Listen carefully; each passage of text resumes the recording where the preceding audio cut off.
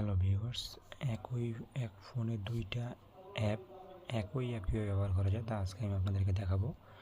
প্রথমে সেটিং অপশনে যাবেন। সেটিং অপশনে গিয়ে নিচের দিকে স্ক্রলিং করবেন। নিচের দিকে স্ক্রলিং করলে অ্যাপস একটা অপশন আসবে। অ্যাপস একটা অপশন আসে, সেখানে ক্লিক করবেন। অ্যাপস অপশন আসার পরে একদম নিচের দিকে 2 নম্বরে দেখবেন অ্যাপ ক্লোনার লেখা আছে। অ্যাপ ক্লোনার মানে কপি। তো সেখানে গিয়ে আপনার চাইলে Facebook, Messenger, WhatsApp, imo, Telegram এগুলা ক্লোন ইউজ করতে পারেন। তো ইমোতে আপনি ক্রিয়েট অ্যাপ ক্লোনে দিলে অ্যাপটা ডুয়েল হয়ে গিয়েছে। আপনার আগেও একটি অ্যাপস আছে এবং নতুন একটি ক্লোন অ্যাপস তৈরি হয়ে গিয়েছে। আপনারা এখন মেনু বারে চলে যাবেন।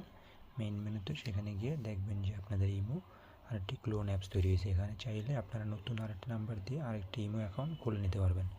একসাথে দুইটা ইমো অ্যাকাউন্ট চালাতে পারবেন, কোনো সমস্যা নেই। Thank you viewers.